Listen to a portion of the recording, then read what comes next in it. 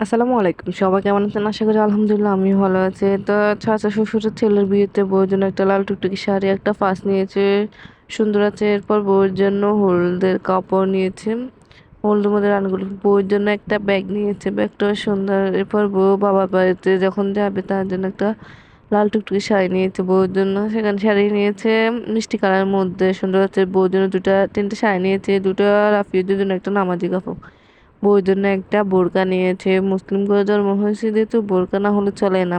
বোরকা এর জন্য নিয়েছে। এরপর বউয়ের জন্য ৩ জোড়া জুতা নিয়েছে। এক জোড়া গায়ে হলুদে দেওয়া হবে, আর এক জোড়া বিয়ের দিন, এক জোড়া কোথাও আসা যাওয়ার জন্য পরতে পারবে। বউয়ের মার জন্য, বউয়ের দাদির জন্য, বউ নানির জন্য ৩টা কাপড় নেওয়া হয়েছে। এটাই আমাদের এখানকার নিয়ম, এটা আমাদের।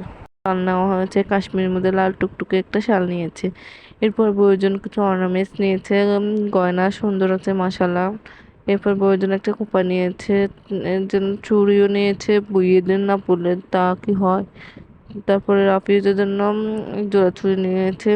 বিয়ের দিন লাল টুকটুকে শাড়ি পরার জন্য ছুরি নিয়েছে।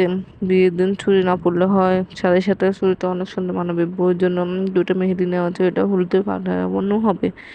এরপর বউয়ের জন্য চিরুনি, foundation, cotton bar, Pond's cream, Pond's face wash, powder, Pond's, এটা সবগুলো পন্সে। আর অন্যান্য কিন্তু অনেক কিছু নেওয়া হচ্ছে, সেগুলো আছে।